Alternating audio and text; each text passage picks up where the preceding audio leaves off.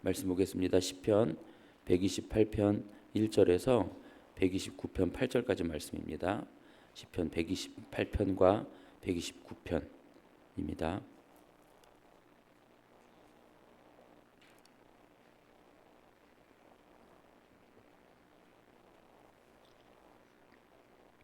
시편 128편 1절입니다. 한 목소리로 같이 읽겠습니다. 여호와를 경외하며 그의 길을 걷는 자마다 복이 있도다. 내가 내 손이 수고한 대로 먹을 것이라. 내가 복되고 형통하리로다. 내 집 안방에 있는 내 아내는 결실한 포도나무 같으며 내 식탁에 둘러앉은 자식들은 어린 감람나무 같으리로다. 여호와를 경외하는 자는 이같이 복을 얻으리로다. 여호와께서 시온에서 내게 복을 주실지어다. 너는 평생에 예루살렘의 번영을 보며 내 자식의 자식을 볼지어다. 이스라엘에게 평강이 있을지로다. 이스라엘은 이제 말하기를 그들이 내가 어릴 때부터 여러 번 나를 괴롭혔도다. 그들이 내가 어릴 때부터 여러 번 나를 괴롭혔으나 나를 이기지 못하였도다. 밭가는 자들이 내 등을 갈아 그 고랑을 길게 지었도다. 여호와께서는 의로우사 악인들의 줄을 끊으셨도다. 무릇 시온을 미워하는 자들은 수치를 당하여 물러갈지어다. 그들은 지붕의 풀과 같을지어다. 그것은 자라기 전에 마르는 것이라. 이런 것은 베는 자의 손과 묶는 자의 품에 차지 아니하니 지나가는 자들도 여호와의 복이 너희에게 있을지어다 하거나 우리가 여호와의 이름으로 너희에게 축복한다 하지 아니하느니라. 아멘. 시온에서 예배하는 자가 복을 얻는다라는 제목으로 말씀을 전합니다. 이 앞서 들으셨다시피 시편 120편에서부터 134편까지는 표제어가 성전에 올라가는 노래로 되어 있습니다. 성경 위에 보시면은요. 사실 히브리어 성경에는 올라간다라는 말만 쓰여 있거든요. 어디로 올라간다 이런 말은 안 쓰여 있어요. 그럼 과연 어디로 올라갈까? 근데 이제 이스라엘에서 올라갈 수 있는 곳이 이렇게 많지 않습니다. 가장 유력한 곳이 또 뭐 여러 정황상 이제 성전인 것이고, 그래서 이제 표제어를 우리말 번역 성경에는 이제 성전에 올라가는 노래 이렇게 해놓은 것이죠. 그럼 언제 성전에 올라갈까? 구체적인 배경을 보자면 이제 다윗이 언약궤를 메고 그 다윗성 시온성으로 올라갈 때, 그때를 또 하나의 배경으로 보고 있고, 또 하나는 이스라엘 백성들이 이제 국내에 있는 이스라엘 백성들이나 국외에 있는 이스라엘 백성들이 이제 그들은 3대 절기를 지키기 위해서 이제 모여서 성전에 올라가잖아요. 이제 그런 배경이 있고, 마지막은 이스라엘이 바벨론 포로에서 고생하고 돌아와 다시 이제 성전으로 올라갈 때 그때 불렀던 노래 또는 시라고 할 수 있는 거죠. 이들이 성전에 올라가는 이유는 하나입니다. 예배를 드리기 위해서예요. 근데 눈여겨봐야 될 것은 뭐냐면 이들이 그냥 일상적이고 평범하게 예배를 드리러 올라가는 것이 아니라는 거죠. 앞서 말씀드린 그 세 가지 상황은 아주 특별한 상황이에요. 예를 들어 이스라엘이 바벨론 포로에서 돌아와 성전으로 올라갈 때 어떤 마음이었을까요? 얼마나 감회가 남달랐을까요? 몇십 년간 이국 땅에서 제대로 된 예배 생활 없이, 제대로 된 예배 없이 그렇게 살다가, 물론 그들의 죄로 인한 것이지만 다시 예배 드린다니 정말 어떤 마음으로, 어떤 감회로 성전을 찾았을까요? 이와 같이 일반적이지 않은 정황입니다. 평범하지 않는 정말 특별한 그런 정황에서 이제 예배 드리러 성전에 올라가는 것이죠. 내용 관찰 1번입니다. 시편 128편에서 시인은 복을 받는 사람의 특징과 복을 받는 장소를 어떻게 설명합니까? 우리 128편 1절, 4절, 5절을 같이 읽겠습니다. 여호와를 경외하며 그의 길을 걷는 자마다 복이 있도다. 여호와를 경외하는 자는 이같이 복을 얻으리로다. 여호와께서 시온에서 내게 복을 주실지어다. 너는 평생에 예루살렘의 번영을 보며. 1절을 히브리어 원어를 보면 의미가 사뭇 달라집니다. 우리말 번역을 보면 여호와를 경외하며 그의 길을 걷는 자마다. 이런 조건, 마치 조건에 따라서 어떤 결과나 보상이 오냐면 복이 있다, 이런 식인데, 히브리어는 복이 있다가 먼저 나와요. 복이 있다. 어떤 자가 복이 있는 자냐? 여호와를 경외하며 그의 길을 걷는 자다, 이렇게 되어 있어요. 성경은 많은 부분 어떤 조건에 따라서 복이 온다거나 무슨 복을 받는 비결, 이런 식으로 말하지 않습니다. 먼저 복을 주시고 은혜로 주시고 그 복이 무언지, 그 복이 얼마나 귀한 것인지를 가르쳐주는 시기죠. 만약 여호와를 경외하며 그의 길을 걷는 자, 그러니까 그분의 말씀대로 사는 자, 그분의 방식대로 사는 자가 복을 받는다면, 어떤 조건에 의해서 복을 받는다면 생각해 보세요. 과연 제대로 복을 받을 자가 있을까? 아시다시피 우리는 수시로 실패하고 실수하고 잘 못 살잖아요. 여호와를 경외하며 순종하기도 하지만 반대로 경외하지 못하고 말씀에 순종하지 못하는 때가 더 많지 않습니까? 비일비재합니다. 따라서 이런 식으로 조건으로 걸고 보기는 어려워요. 복은 은혜로 말미암아 이스라엘 백성들이나 또 우리 죄인들이 하나님을 알고 경외하며 그분의 말씀대로 살아갈 수 있게 되는 것, 그것 자체가 바로 복인 것이죠. 앞서 말씀드린 그 정황대로 이스라엘 백성들이 포로 생활 내내 느낀 것이 뭐겠냐고요. 그 70년 이상 포로 생활하면서 느낀 것이 뭘까요? 말씀대로 살아서 말씀을 지켜서 복을 받을 수 없는 존재구나. 하나님이 은혜를 주셔야 하고 우리 역시 그 하나님을 아주 철저히 붙들고 사는 것, 이게 복이었구나. 이걸 깨닫지 않았을까요? 주신 복을 생각하며 더욱 하나님께 의존하는 것, 경외하는 것, 그게 복이다라는 걸 그들은 이제 알았을 겁니다. 4절도 이런 식으로 이해하면 복이란 것은 여호와를 경외하는 것이라는 거죠. 여호와를 경외해서 뭔가 다른 복이 오는 것이 아니라 여호와를 경외하는 것 그 자체가 복이란 말입니다. 참 멋지지 않습니까?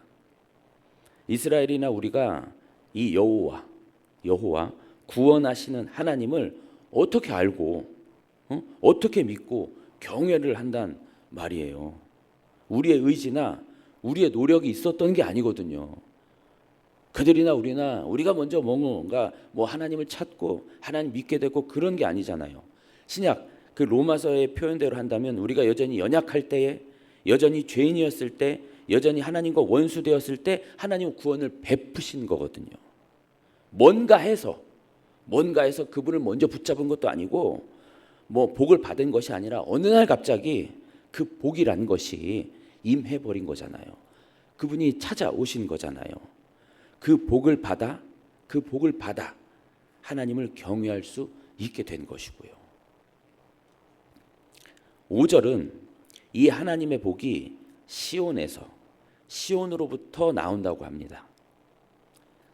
시온은 이제 여러 차례 들으셨을 텐데요. 시편 말씀을 들으면서 시온은 하나님의 임재의 상징적 처소인 성전이 세워진 곳으로 시온 성이라고도 합니다. 그러니까 시온은 성전을 지칭하는 거겠죠. 성전은 아시다시피 하나님과 그분의 백성들이 만나는 곳이고요. 하나님과 보다 더 가까이에서 이렇게 하나님과 있을 수 있는 그런 장소를 의미합니다. 지금 시인이 말하고자 하는 것은 하나님이 복 그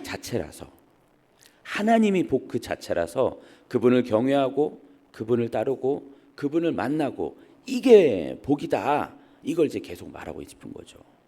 결국 하나님이 복이다. 하나님 자체가 복이다. 이런 소리입니다.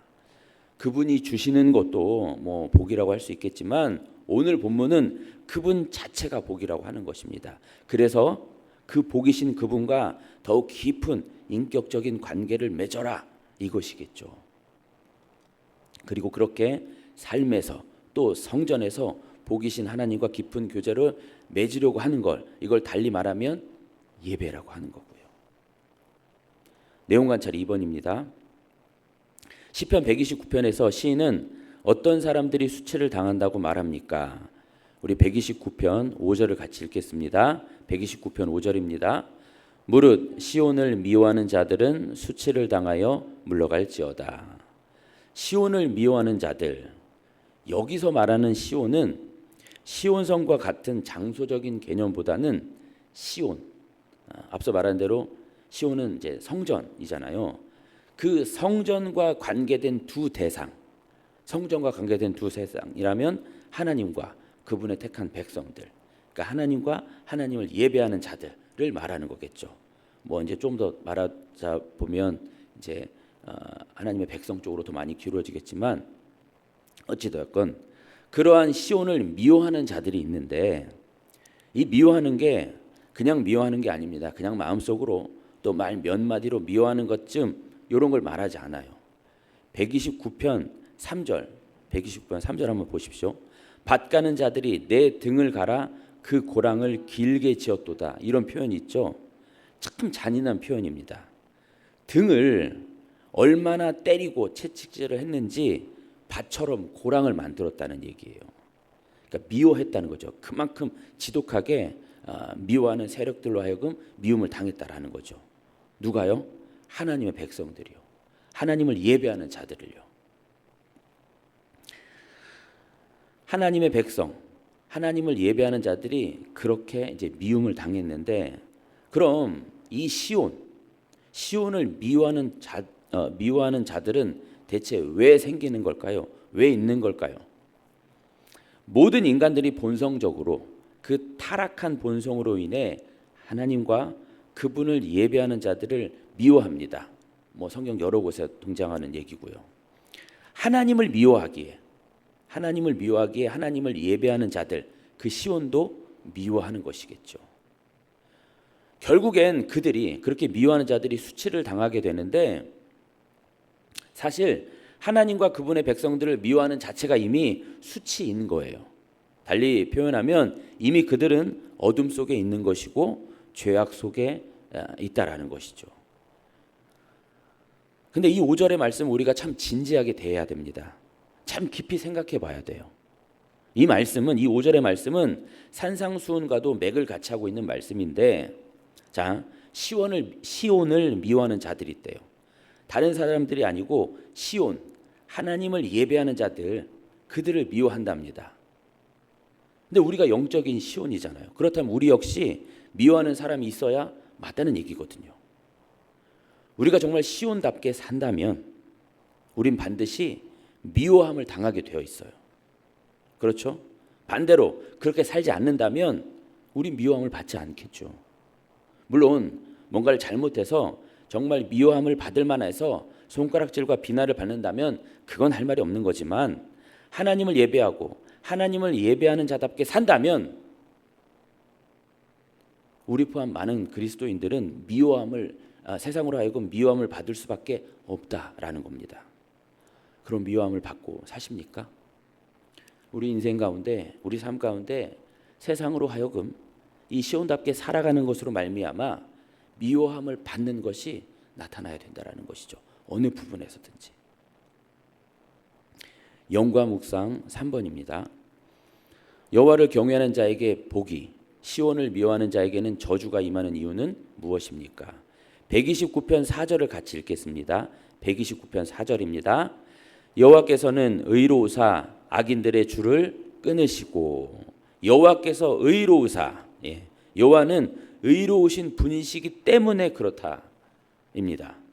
여호와께서 의롭다, 여기서 말하는 의로움이란 공정한이란 뜻을 지냈는데, 그래서 공정하고 정의롭게 판단하시는 하나님 정도를 의미할 수 있는데, 그런데요, 이 의로움이요, 하나님과 그분의 백성 이스라엘의 관계에서 사용될 때는 보다 내밀한 관계, 그러니까 하나님과 이스라엘 사이에서는 이 의로움이 남다르게 나타난대요. 아버지로서, 주인으로서, 남편으로서, 책임을 지시는 자로서 그 의로움이 나타난대요. 쉽게 말해 하나님의 의로움이란, 하나님을 경외하는 그분의 백성들은 그분께서 끝까지 책임을 지시고, 반대로 하나님과 그분을 경외하는 백성들을 미워하는 자들에게는 심판과 저주를 주저하지 않는다라는 겁니다. 그런 하나님이시라는 것이죠. 그런 하나님의 의로움이 있기 때문에 의인들은, 하나님을 경외하는 자들은 복이, 또 반대인 자들은 저주, 심판, 이런 게 있는다라는 겁니다.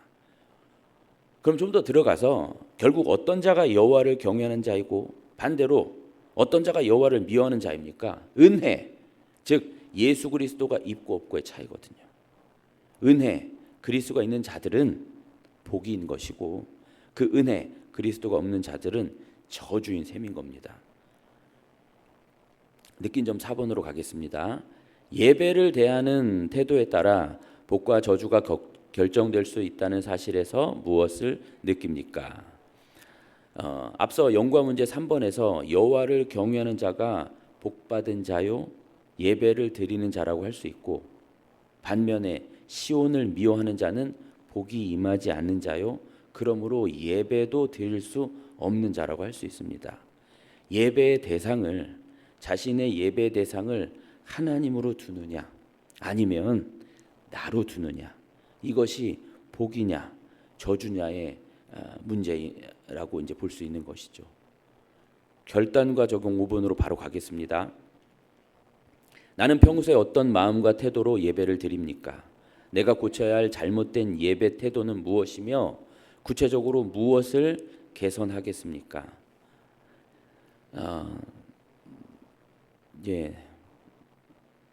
결단과 적용이 갑자기 이제 예배로 방향을 틀어서 참 많은 얘기를 해야 되지만, 갱신이라는 말이 있습니다. 새롭게 고치다라는 말이잖아요. 날마다 나의 예배를 돌아보며 갱신할 것이 있는지, 그리고 그 갱신할 것을 어떻게 갱신해야 되는지 이를 수시로 살펴야 할 것입니다. 근데 비단 예배당에 나와서 드리는 예배뿐만이 아니라 나의 삶의 예배, 삶으로 드린 예배도 돌아봐야 할 것이죠.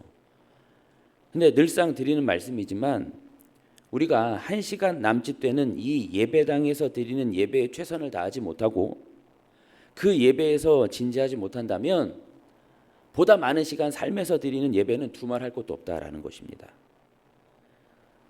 예배의 시작과 끝, 그리고 매 순서마다 우린 최선을 다해야 되며, 우리에게 주어진 예배요, 최선을 다해야 되며 그 예배 안에서 은혜를 누리려고 힘써야 할 것입니다. 그것이 우리가 지녀야 할 예배의 기본적인 태도 아니겠습니까? 누가 그러더라고요. 예배는 예배당에 와서 시작이 아니라 예배당에 오기 전부터 시작이 되어야 된다고.